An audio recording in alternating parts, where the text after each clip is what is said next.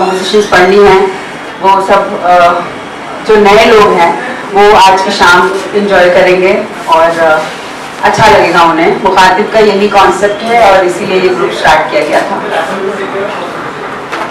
तो आज की इस खुशगवार शाम मुखातिब के नाम जो है और यहाँ जितने मौजूद तमाम ख़वातीन व हज़रात हैं उन सबका गौहर लखनवी का आदाब उन सबको। मैं गौहर लखनवी, मैं अपने आप को अब इसी नाम से बुलाने वाली हूँ ताकि मैं थोड़ा और सीरियसली लिखूँ।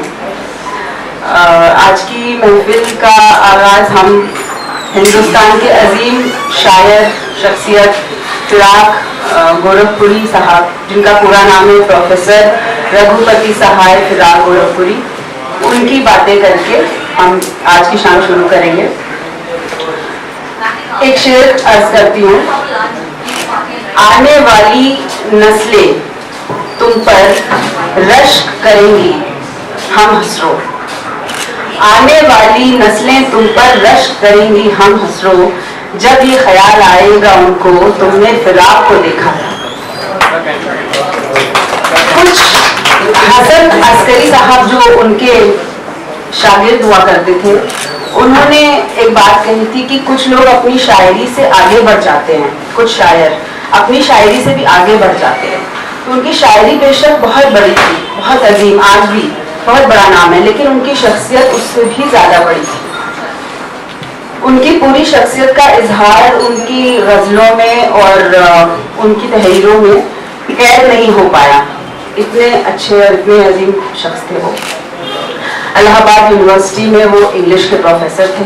जो लोग अपना होमवर्क करके आए होंगे वो फिराक साहब की बारे में जानते होंगे, पहले नहीं जानते होंगे तो अब जानते होंगे।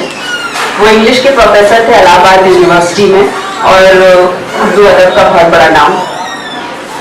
एक उनके गज़ल के कुछ अशार पढ़ती हूँ। फिराक एक नई सूरत निकल तो सकती है, फिराक एक नई सूरत निकल तो सकती है, वो आँख कहती है दुनिया बदल तो सकती है।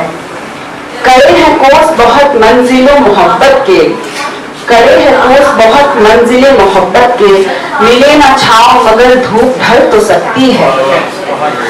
सुना है बर्फ के टुकड़े हैं दिल हसीनों के, सुना है बर्फ के टुकड़े हैं दिल हसीनों के, कुछ आज पाके ये चांदी पिघल तो सकती है।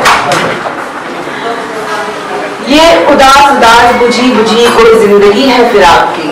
उनकी जिंदगी में तन्हाई उदासी बहुत ज्यादा घर कर गई थी, लेकिन जिस तरह कमल का फूल कीचड़ में से निकल के उगता है, उसी तरह से उनकी उदासी और उनकी तन्हाई उस सब में रूह की रुबाइयों की शक्ल ले ली थी और वो अपनी गज़लों और रुबाइयों के लिए बहुत मशहूर हैं।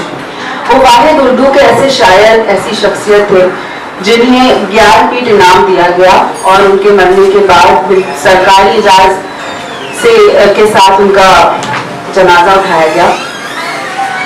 दिल में जो होता वो उनकी जुबान पे होता था। सब कहते थे कि बहुत ही मुफत है, जो है बस सामने है, जो दिल में है वो कह देता है। लोग उनसे डरते बहुत थे, आंखें उनकी बहुत बयान कर देती थी सब कुछ, और बड़ी गैर मामूली और साथ के आदमी थे, बहुत ज़हीन और रूहानी शख्सियत।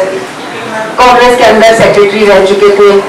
उन्हें अंग्रेजी सरकार ने डिप्यूटी कलेक्टर की पोस्ट ऑफर की थी, पर उन्होंने उसको ठुकरा दिया।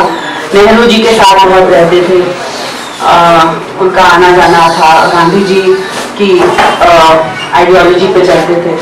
उस वक्त इलाहाबाद यूनिवर्सिटी के अंग्रेजी का शोबा बड़ा मुमताज़ हुआ करता था। कई साल वहाँ वो रीडर के तौर पे रहे, उसके बाद प्रोफेसर हो गए। और उनका ये हिसाब था कि उनके लेक्चर सुनने के लिए बहुत बड़ी तादाद में लोग आया करते थे। उसके बाद वो यूनिवर्सिटी से निकल के इलाहाबाद कॉफ़ी हाउस जाया करते थे, जहाँ पर राइटर्स की मीट हुआ करती थी, सुनना जाता था एक दूसरे को। हिंदी के बहुत बड़े बड़े नाम, लेखक, कवि जैसे निराला, हरिवंश राय बच्चन, महादेवी वर्मा, सुमित्रा नंदन पंत, ये सब हुआ करते थे उनके साथ। फिराक साहब के साथ कई रिवायतें यकजा हो गई, क्योंकि उन्हें हिंदी का बहुत शौक, संस्कृत का बहुत शौक, हिंदुस्तान के माजी में, कदीम तारीख में, माइथोलॉजी में उनका बहुत इंटरेस्ट था। लेकिन वो बहुत ही रोशन ख्याल और लिबरेटेड जहन के इंसान थे, शायर थे। नासिर काज़मी साहब की एक नज़्म फिराक को हिज्र की रात का तारा कहा गया, क्योंकि उनकी शायरी में रात, हिज्र, अकेलापन, तन्हाई, इस सब का बड़ा जिक्र होता है। उनका एक शेर है, जमाना कितना अब लड़ाई को रह गया होगा, जमाना कितना अब लड़ाई को रह गया होगा, मेरा ख्याल है अब 1 बज रहा होगा।